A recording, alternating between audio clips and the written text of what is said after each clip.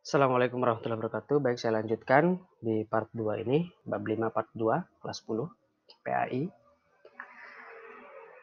Ya, di dalam dakwah secara diam-diam ini atau secara sembunyi-sembunyi ini muncullah istilah as-sabiqun al-awwalun atau orang-orang pertama yang mengakui kerasulan Nabi atau orang-orang pertama yang masuk Islam. Ini bisa kalian baca sendiri ya.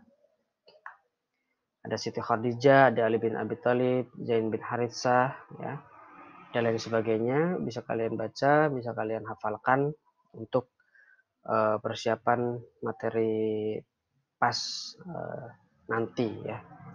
Oke, ada Sabil Kunal Awalun. Kemudian di sini ada beberapa alasan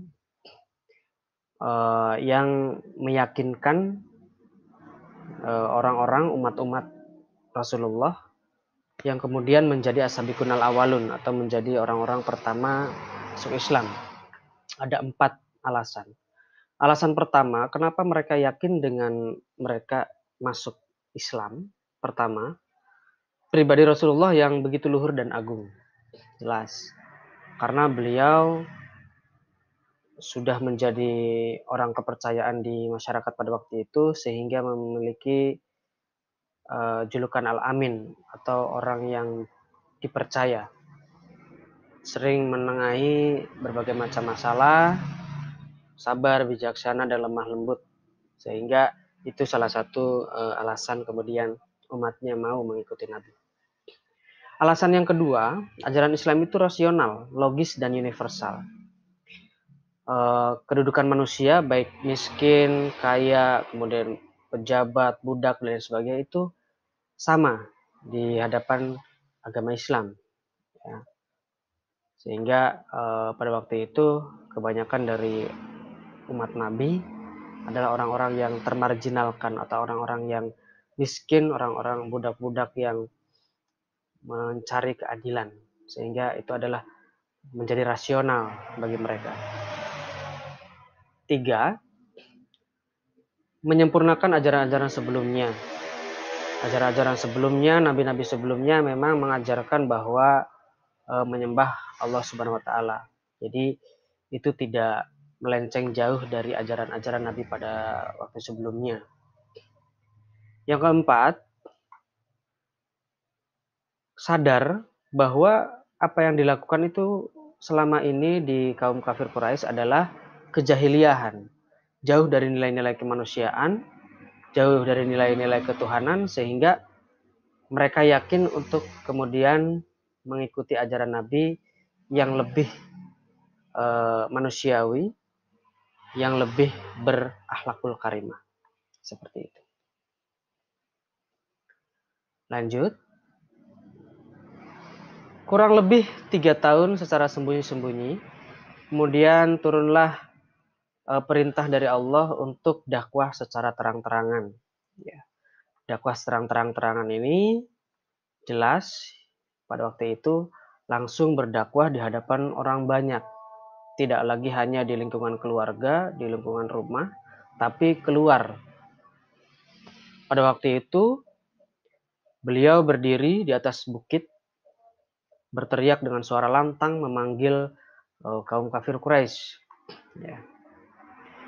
Kemudian beliau berkata, mengetes ya, wahai orang-orang, akankah kalian percaya jika saya katakan bahwa musuh Anda sekalian telah bersiaga di sebelah bukit Safa ini dan berniat menyerang nyawa dan harta kalian?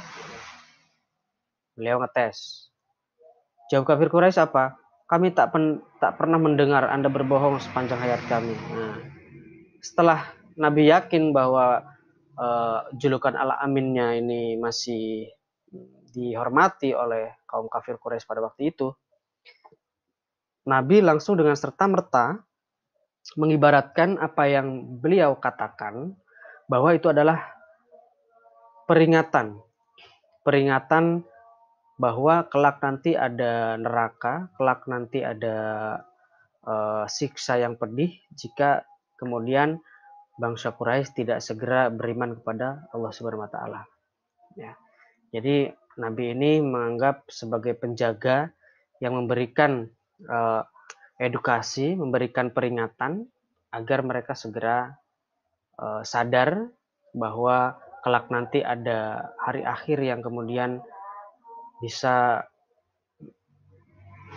mengena oleh kepada siapa saja berupa siksaan yang pedih jika kemudian mereka tidak beriman kepada Allah Subhanahu wa taala. Ya. Ini ya wahyu yang turun pada waktu itu yang memerintahkan Nabi untuk berdakwah secara terang-terangan, yaitu Quran surat Asy-Syu'ara ayat surat ke-26 ayat 214 sampai 216. Ini ya. Dan pada saat ini sampai sekarang ini dakwah secara terang-terangan dilakukan oleh para penerus Nabi, para ulama. Ya.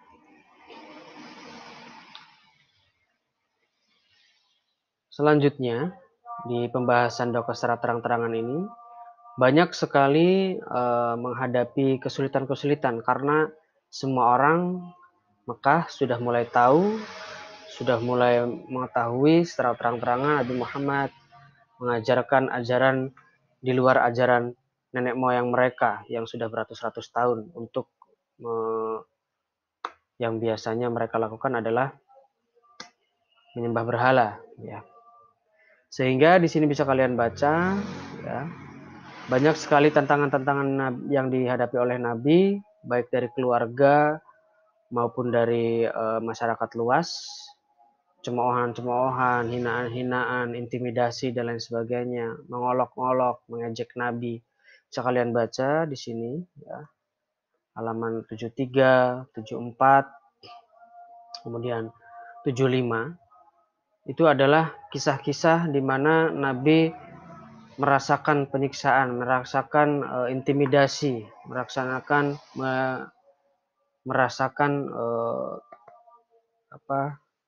siksaan-siksaan atau cobaan-cobaan yang kemudian menyulitkan Nabi untuk berdakwah pada saat itu. Ya, ada Abu Lahab, ada Abu Jahal.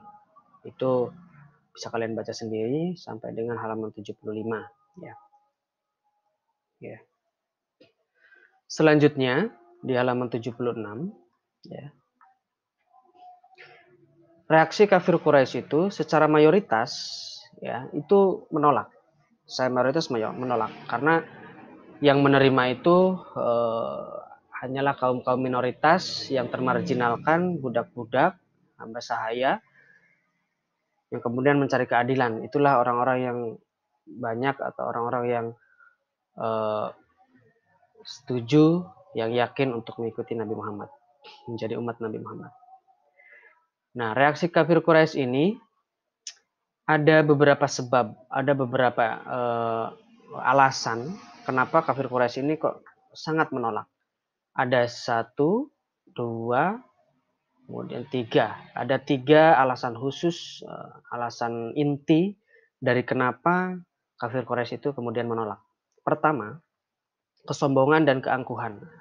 Orang kafir Quraisy itu sombong, angkuh, ya. Mereka merasa ajarannya mereka sudah paling benar, sudah mentok, sudah tidak bisa lagi ada ajaran yang lain yang kemudian menghapus ajaran mereka. Mereka sombong dan angkuh, merasa sudah ratusan tahun suku, bangsa, nenek moyang mengajarkan mereka tentang berhala dan lain sebagainya. Kemudian alasan yang kedua yaitu fanatisme buta terhadap leluhur. Fanatisme itu adalah terlalu fanatik kepada agama leluhur yang tentunya tidak melihat bahwa secara akal sehat agama itu sudah tidak relevan.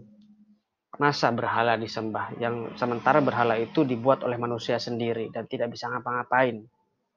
Itu adalah fanatisme buta. Mereka menutup diri dari berbagai macam ajaran dari Allah, ajaran dari Nabi Muhammad, ya, ajaran Islam. Mereka tidak mau, itu ya. Istilahnya di sini adalah mengkristal dan berakar. Mengkristal dan berakar ya, jadi sulit untuk kemudian diurai fanatismenya oleh Nabi Muhammad SAW. Kemudian yang ketiga, alasan kafir Quraisy kemudian menolak adalah eksistensi dan persaingan kekuasaan. Eksistensi itu adalah keberadaan. Mereka tidak mau kemudian keberadaan mereka hilang, ya, ajaran mereka hilang, dan pada suatu saat mereka takut kekuasaan mereka diambil oleh Nabi Muhammad, karena ketika umatnya banyak yang kemudian mengikuti Rasulullah, secara otomatis nanti Mekah bakal dipegang oleh Nabi Muhammad, dan mereka kafir Quraisy tidak mau hal itu terjadi, sehingga itu menjadi salah satu alasan penolakan mereka terhadap ajaran Nabi Muhammad SAW. Ya. Selanjutnya di bawahnya di sini ada contoh-contoh di halaman 77 ya. Ada contoh-contoh penyiksaan kafir Quraisy kepada Rasulullah SAW dan para pengikutnya. Ini bisa kalian baca sendiri ya. Ada Abu Jahal, kemudian ini ada Uqbah bin Abi Mu'aid ya. Kemudian ada penyiksaan di sini nomor 3, bisa kalian Abu Lahab. Dan yang keempat, boikot kaum muslimin. 1, 2, 3 ini dilakukan kepada Nabi langsung ya. Intimidasi, penghinaan dan sebagainya, meskipun Nabi tidak pernah membalasnya, justru malah membalas dengan kebaikan. Ketika orang-orang yang menghinanya, orang-orang yang mencemoohnya sakit, Nabi Muhammad malah menengoknya. Di saat orang-orang kelompoknya dia sendiri tidak ada yang kemudian peduli dan menengoknya. Dan khusus yang nomor 4, ini dilakukan kepada kaum muslimin yang mengikuti Nabi. Dilakukan boikot ya, boikot yang di situ tidak boleh ada hubungan perkawinan, perdagangan ya, oleh kaum muslimin pada waktu itu, sehingga tujuannya adalah untuk agar kaum muslimin ini lemah dan kemudian mereka kembali ke ajaran mereka yang lama. Selanjutnya, hal itu terus terjadi, akhirnya muncullah perjanjian Aqobah. Ya. Perjanjian Aqobah ini bisa kita baca, coba kita literasi ya sedikit, halaman 78. Kerasnya penolakan dan perlawanan Quraisy mendorong Nabi Muhammad SAW melancarkan dakwahnya kepada kabilah-kabilah Arab di luar suku Quraisy. Dalam melakukan dakwah ini, Nabi Muhammad SAW tidak saja menemui mereka di Ka'bah pada saat musim haji. Ia juga mendatangi perkampungan dan tempat tinggal para kepala suku, tanpa diketahui oleh seorang pun. Nabi Muhammad SAW pergi ke Taif. Di sana ia menemui Sakif dengan harapan agar ia dan masyarakatnya mau menerimanya dan memeluk Islam. Sakif dan masyarakatnya menolak Nabi dengan kejam. Meski demikian, Nabi berlapang dada dan meminta Sakif untuk tidak menceritakan kedatangannya ke Taif agar ia tidak mendapat malu dari orang kafir Quraisy.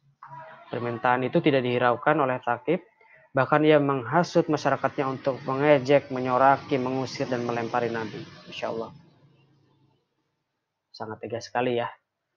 Selain itu, Nabi mendatangi Bani Kindah, Bani Kalb, Bani Hanifah, Bani Amir dan Bani Amir bin Sya'ah ke rumah-rumah mereka. Tak seorang pun dari mereka yang mau menyambut dan mendengar dakwah Nabi. Bahkan Bani Hanifah menolak dengan cara yang sangat buruk. Amir menunjukkan ambisinya. Ia mau menerima ajakan Nabi dengan syarat jika Nabi memperoleh kemenangan kekuasaan harus berada di tangannya. Jadi pada intinya usaha Nabi di paragraf ini tertolak. Karena itulah kemudian pengalaman tersebut mendorong Nabi Muhammad berkesimpulan bahwa tidak mungkin lagi mendapat dukungan dari Quraisy dan kabilah-kabilah Arab lainnya. Oleh karena itu Nabi Muhammad SAW mengalihkan dakwahnya kepada kabilah-kabilah lain yang ada di sekitar Mekah, yang datang berziarah setiap tahun ke Mekah. Jika musim ziarah tiba, Nabi Muhammad SAW pun mendatangi kabilah-kabilah itu dan mengajak mereka untuk memeluk Islam. Tak berapa lama kemudian, tanda-tanda kemenangan datang dari Yasrib, Madinah. Nabi Muhammad SAW sungguh mempunyai hubungan emosional dengan Yasrib. Di sanalah ayahnya dimakamkan dan di sana pula terdapat famili-familinya dari Bani Najjar yang merupakan keluarga kakeknya.